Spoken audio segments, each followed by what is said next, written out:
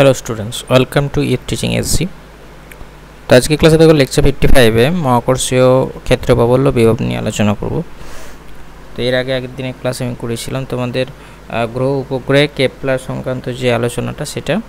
তো আজকে এটা হচ্ছে ওর থেকে একটু সামান্য আলাদা পাঠ, বিভবের পাঠ, যেটা হচ্ছে তোমরা ক্লাস 10-এ হয়তো তড়িৎক্ষেত্রে বিভব যেমন পড়েছিলে, এরকম এখানে আছে মহাকর্ষীয় ক্ষেত্র প্রাবল্য ও বিভব। তো এখানে আগে তোমাকে বুঝতে হবে যে মহাকর্ষীয় ক্ষেত্রের ব্যাপারটা কি, মহাকর্ষীয় ক্ষেত্র বলতে কি, কোন এলাকাটাকে মহাকর্ষীয় ক্ষেত্র বলা হয়।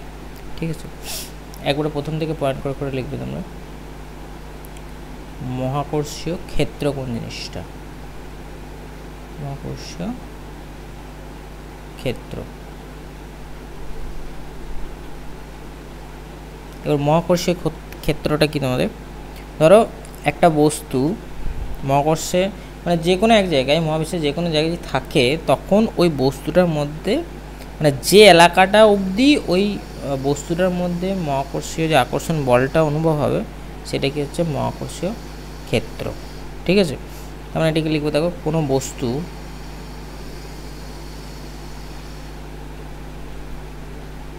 বা বস্তু গোষ্ঠী, মানে একসঙ্গে অনেকগুলো বস্তু থাকলে এটা বলতে পারো,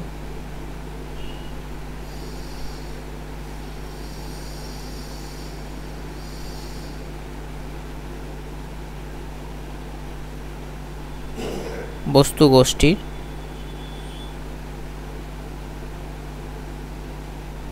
চতুর্দিকে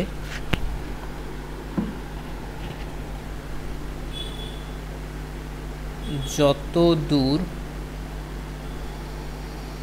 পর্যন্ত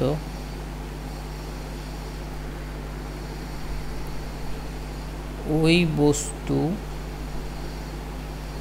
বা বস্তু গোষ্ঠীর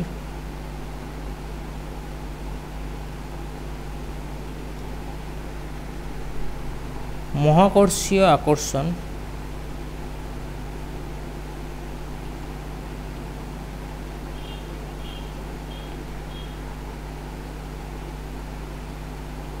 বল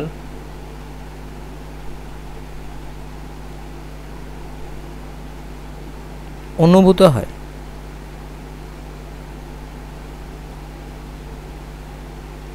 ঠিক আছে, যতটা অঞ্চল জুড়ে আর কি ওই বস্তুটা থাকলে বা বস্তু গোষ্ঠী থাকলে মহাকর্ষীয় বলটা অনুভব হচ্ছে, সেটাই হচ্ছে কি মহাকর্ষীয় ক্ষেত্র।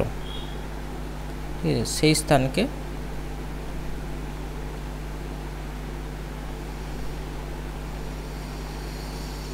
ওই বস্তু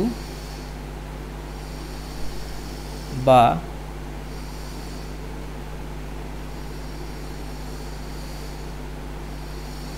বস্তু গোষ্ঠীর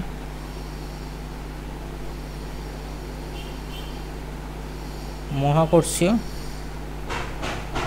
ক্ষেত্র বল।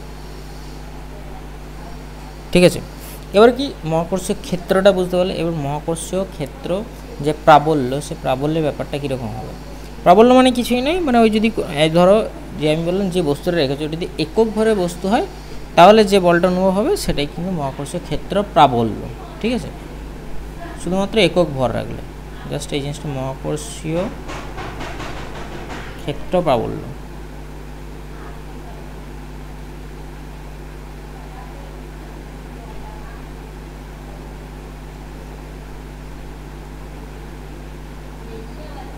ঠিক আছে, মহাকর্ষীয় ক্ষেত্র প্রাবল্যের জিনিসটা কী বলে, মহাকর্ষীয় ক্ষেত্র প্রাবল্যের ব্যাপারটা হচ্ছে কি, মহাকর্ষীয় ক্ষেত্রের মধ্যে মহাকর্ষীয় ক্ষেত্রের মধ্যে কোনো বিন্দুতে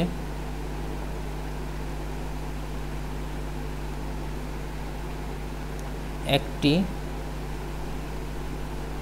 একক ভরের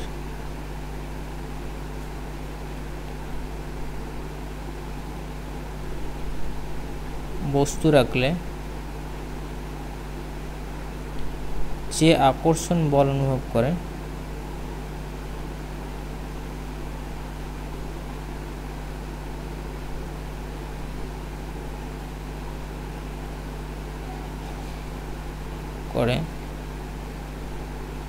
তাকে ওই বিন্দু মহাকর্ষীয়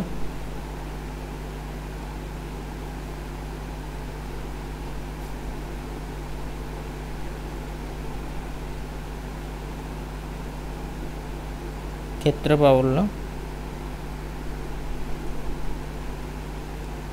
বলে। ঠিক আছে, এবার কি যে আকর্ষণ বলটা অনুভব হচ্ছে তাকে মহাকর্ষীয় ক্ষেত্র বল বলছে।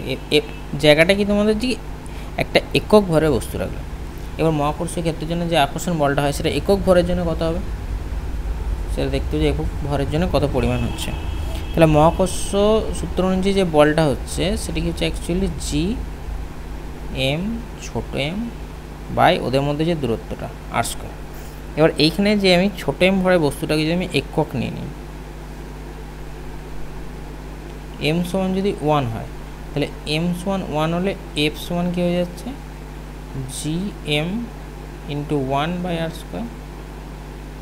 তাহলে এটা অ্যাকচুয়ালি কী আসছে এফ সমান G M by R square. এবার এই যে এফ সমান G M by R square এটাই কিন্তু অ্যাকচুয়ালি হয়ে যাচ্ছে ই। তাহলে ই সমান আমি বলতে পারি G M by R square, মানে ক্ষেত্র প্রাবল্যের যেটা ইকুয়েশন সেটা হবে G M by R square. এবার ক্ষেত্র বলে একক কি দেখো ই সমান কী হয়ে যাবে, মানে অ্যাকচুয়ালি দেখো এখানে ইকুয়েশনটা নিচে গেল যে ই সমান এইটা, তার মানে কি আমি এটা বলতে পারি যে এফ বাই এম সমান হয়ে যাচ্ছে কি অ্যাকচুয়ালি ক্যাপিটাল ই। ঠিক আছে, এফ বাই এম সমান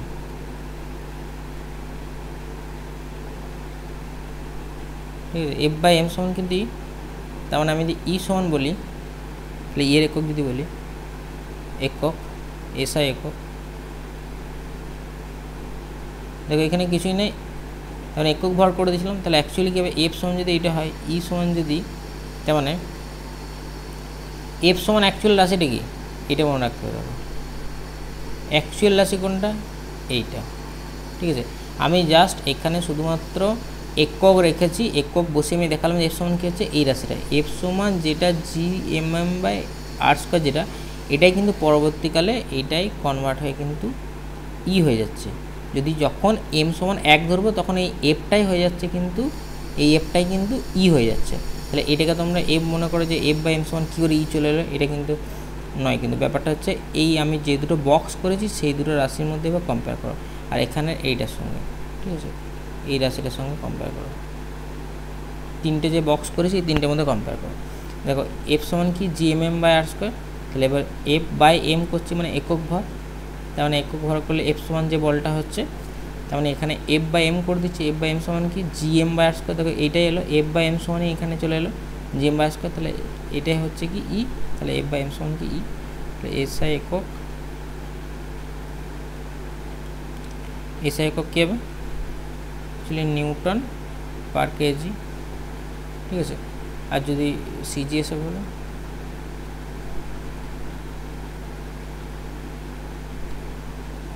এটি কী হবে ডাইন পার গ্রাম। এই যে হলো মাত্রা, মহাকর্ষীয় ক্ষেত্রে বলে মাত্রা কত হবে, মানে এখানে দেখো বলের মাত্রা বা একটা ভরের মাত্রা, তাহলে যেটা হয় M L T to the power -2 by আমার এখানে এম, তার মানে কি actually L T to the power -2 হবে।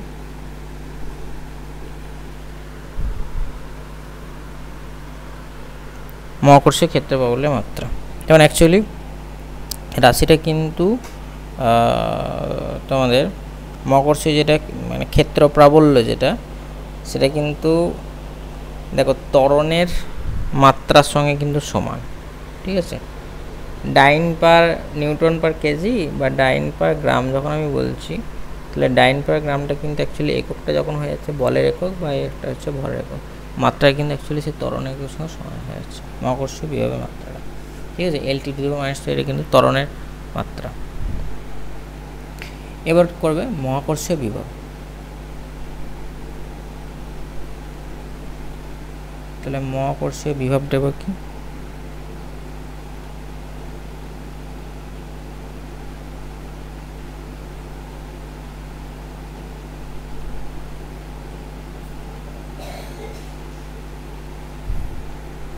ওটা কি, ধরো অসীম থেকে, যেমন হচ্ছে তড়িৎ ক্ষেত্রের বিভব কি ছিল, যে অসীম দূরত্বটাকে একক ধনাত্মক আধানকে নিয়ে আসতে যে কার্য করতে, এখানে একই জিনিস, যে অসীম থেকে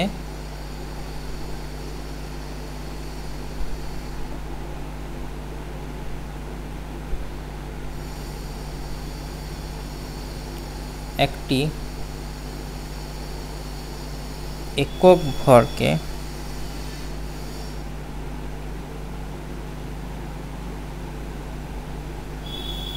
মহাকর্ষীয় ক্ষেত্রের কোনো বিন্দুতে আনতে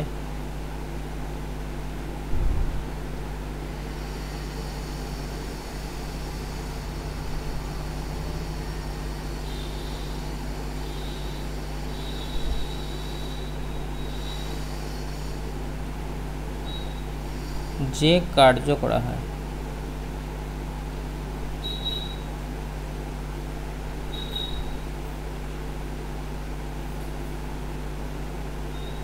তাকে ওই বিন্দুর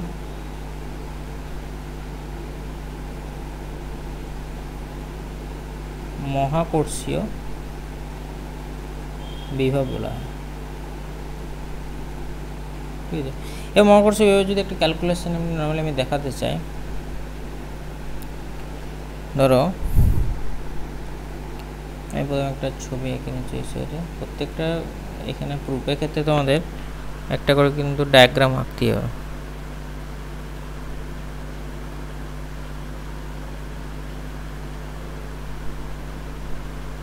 ঠিক আছে, এই ডায়াগ্রামটা আমি করলাম। এবার এটা ধরো এখান থেকে একটা ডিস্টেন্স আমি নিচ্ছি,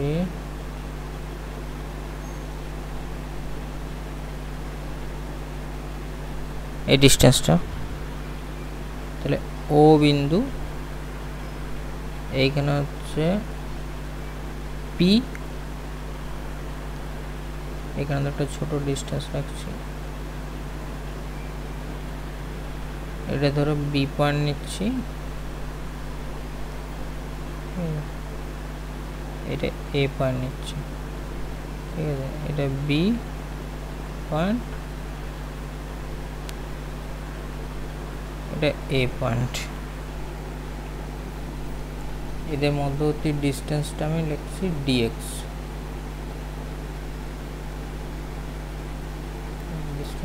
এইটুকু ডিস্টেন্সটা হচ্ছে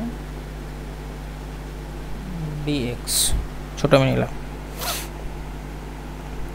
ঠিক আছে, এবার এইখানে ধরো একটা এম ভরা যে বস্তুটা রাখা যায়, মানে ও বিন্দুতে একটা এম ভরা বস্তু রাখা আছে, আমি এখানে রাখছি।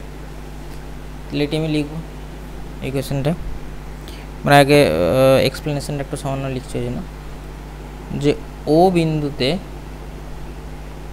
এখানে বললো যে মনে করি ও বিন্দুতে ক্যাপিটাল এম ভরের বস্তু আছে,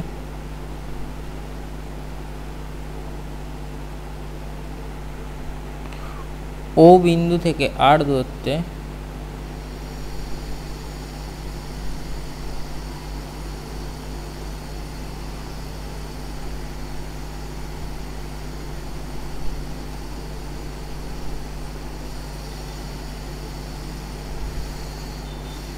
একটি বিন্দু পি নেওয়া হলো।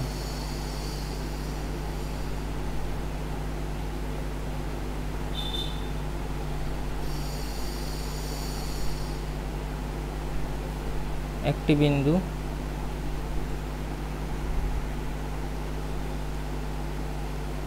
পি নেওয়া হলো। ঠিক আছে, মানে এখানে একটা ও একটা বিন্দু আছে, এর মধ্যে গেছে একটা এম ভরা বস্তু আছে, এইটা থেকে তো একটা ডিস্টেন্সে, আমি এটা বলছি আর ডিস্টেন্সে,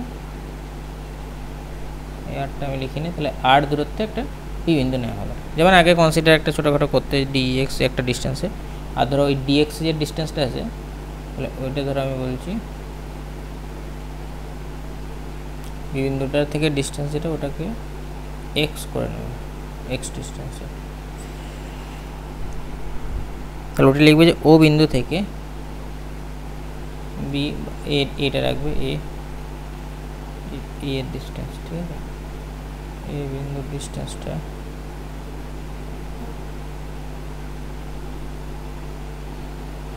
এটা এক্স ডিস্টেন্সে আছে।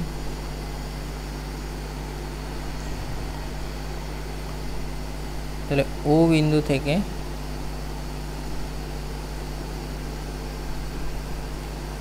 এক্স দূরত্বে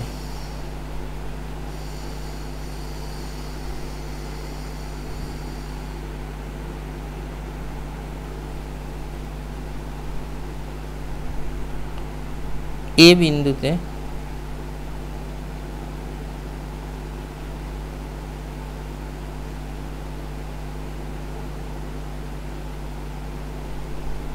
একটি একক ভর রাখা আছে।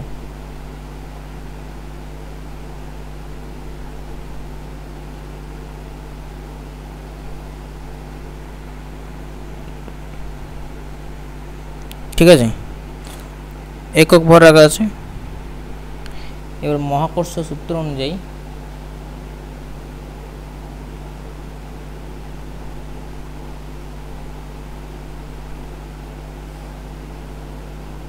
কি হবে এখানে ব্যাপারটা, এফ সমান কি, একক ভর মানে ছোট হাতের এমটা, ধরো আমি এখানে জি এম এম বাই যদি আর স্কোয়ার বলি, এখানে আর যেহেতু হবে না, এখানে এক্স করছি, এক্স দূরত্বে বলেছি, তাহলে এখানটা এক্স দূরত্বে। এবার এম এর জায়গায় যেহেতু এক, মানে এখানে কী হবে, এটা আমি পরের লাইনে করছি যে এম সমান যেহেতু এক, এখানে তাহলে এক রাখলে এখানে কি লিখব, G M by x square এখানে। এবার ওটা লিখছি এ বিন্দুকে, ধরো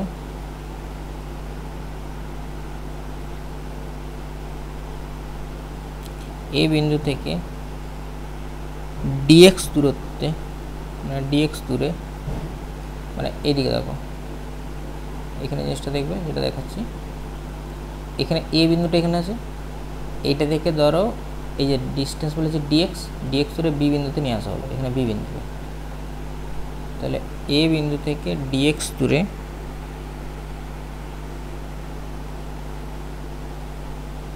বি বিন্দুতে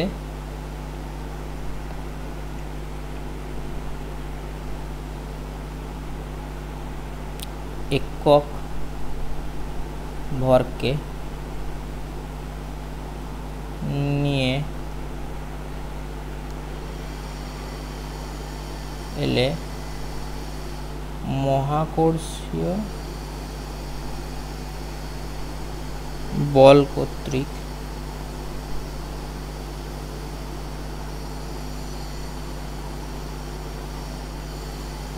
কৃতকার্য, এটি কি হবে, এটা ডিডাব্লিউ, ডিডাব্লিউ সমান কি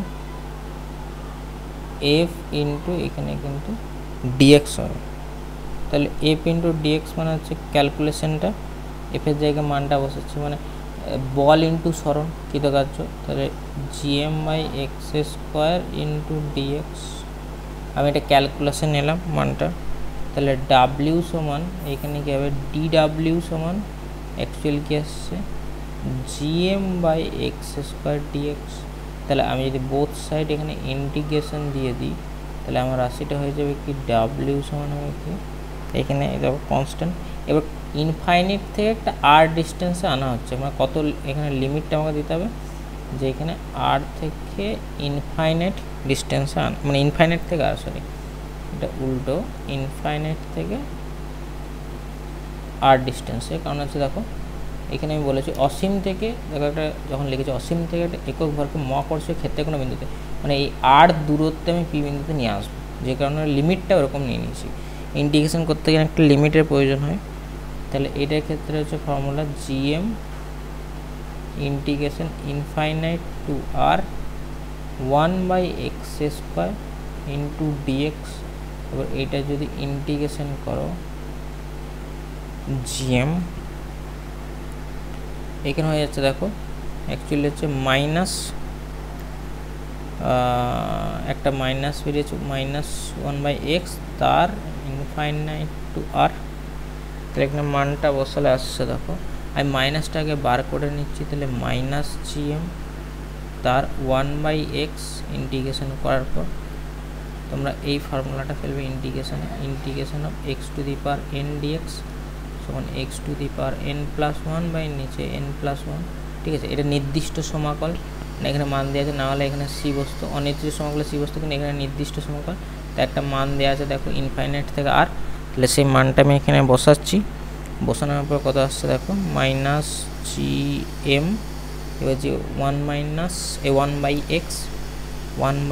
এর ক্ষেত্রে দেখো, তাহলে প্রথমে যদি একবার আমি মানটা বসাই, আর x এর জায়গায় আর বসাবো আপার লিমিট মাইনাস লোয়ার লিমিট, এবার হচ্ছে -gm 1/ইনফাইনাইট মানে হচ্ছে 0, তাহলে -0, তাহলে -gm বাই আর অ্যাকচুয়ালি, তাহলে ডাব্লিউটা আমার অ্যাকচুয়ালি কী এলো, যে কৃতকার্যের পরিমাণটা এই রাশিটা এলো মোটামুটি আমাদের -gm বাই আর।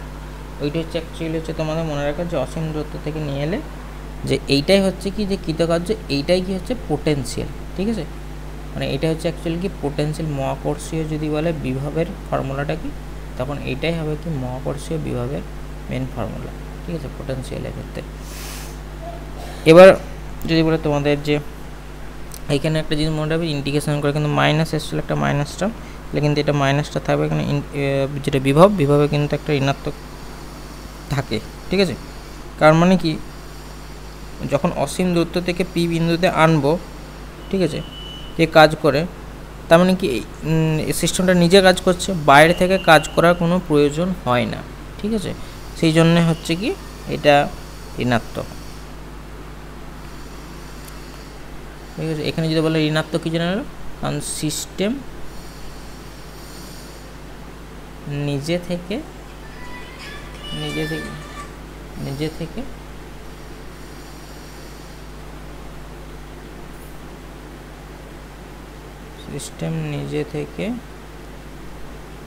কাজ করে। ঠিক আছে, তাই এটি ঋণাত্মক, মানে বাইরে থেকে কাজ করতে হয় না।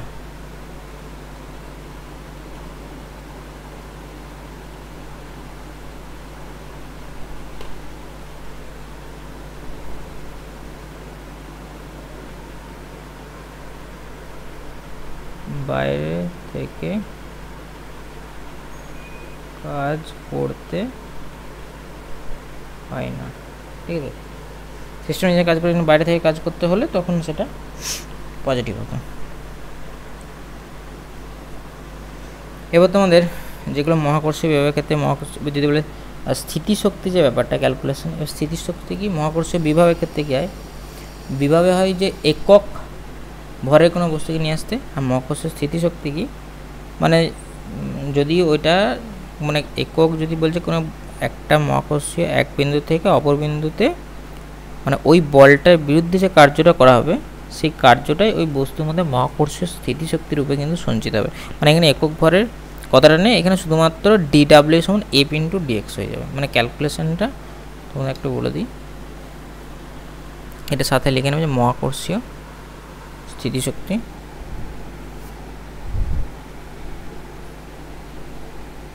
এর সাথে বলে দিচ্ছি আমরা মহাকর্ষীয়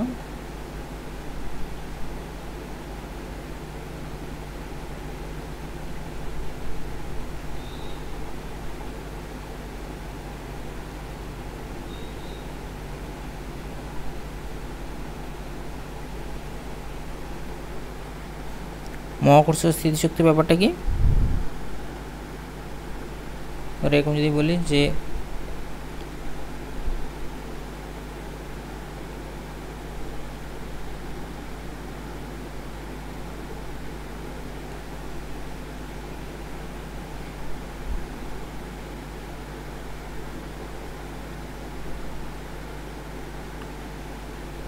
m ভরের মানে ধরো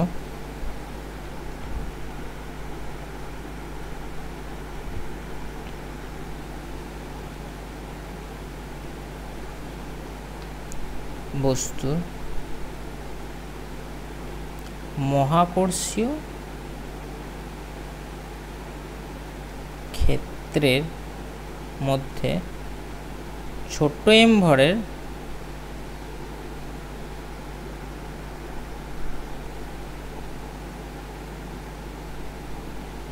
বস্তুকে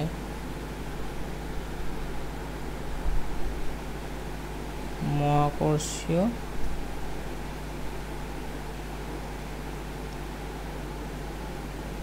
ক্ষেত্রের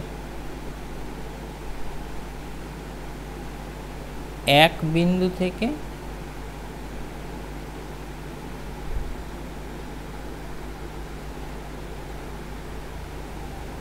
মহাকর্ষীয় বলের বিরুদ্ধে অপর বিন্দুতে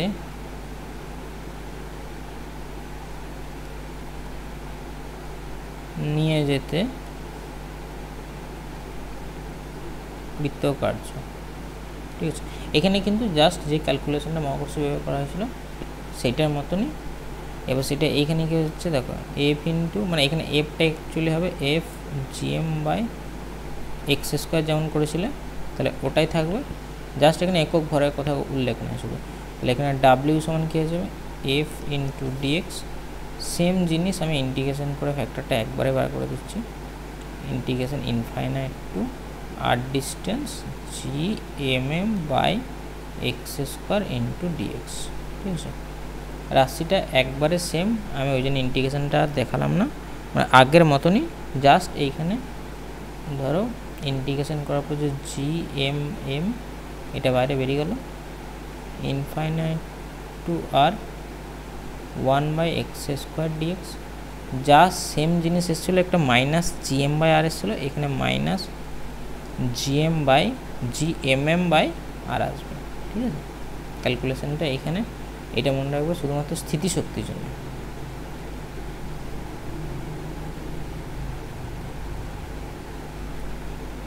এখানে বলে মহাকর্ষ যদি মানে ই কে বলতে চাও, ঠিক আছে,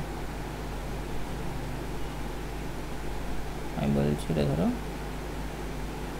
ইপি বলছি। ঠিক আছে, তাহলে ইপি সমান কী হয়ে যাচ্ছে, minus G M M by R. এটা হচ্ছে মহাকর্ষীয় স্থিতিশক্তির রাশিমালাটা। এবার যদি বলে মহাকর্ষীয় স্থিতিশক্তি কি, মানে সম্পর্কটা যদি বলো, তাহলে ই পি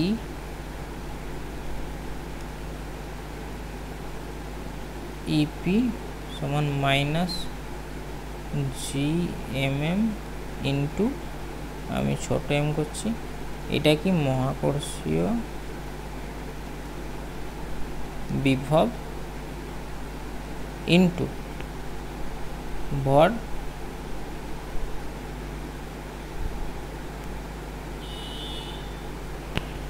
ইন্টু এটা যদি বলতে পারো তাহলে মহাকর্ষীয় স্থিতিশক্তি।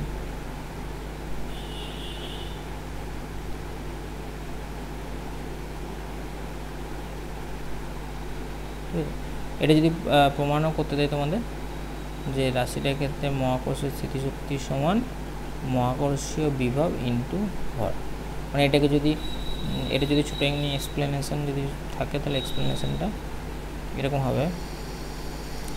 ধরো তার মানে এটা অ্যাকচুয়ালি কী জিনিসটা, এটাই কি হচ্ছে, মানে ওপরে যদি ইকুয়েশনটা তোমাদেরকে বলে যে এই জিনিসটা কী, এই জিনিসটা, তাহলে এটা তোমরা লিখবে যে এম ভরের বস্তুর ওপর একটা ছোট মানে একটা সেন্টেন্সের মতো করে দিচ্ছি, এম ভরের বস্তু থেকে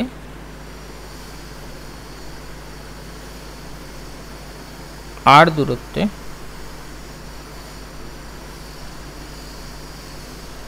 ছোট এম ভরের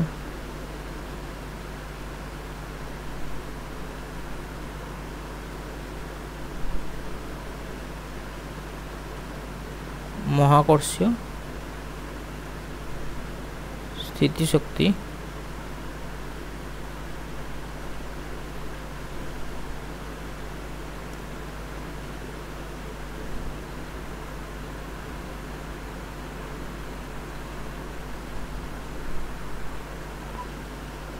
ঠিক আছে, মানে ইপি বা ইপি সমান এটা লিখতে পারো তোমরা, এই পুরো যে এত বড় রাশিটা আছে এত বড় রাশিটা এখানে লিখতে পারো।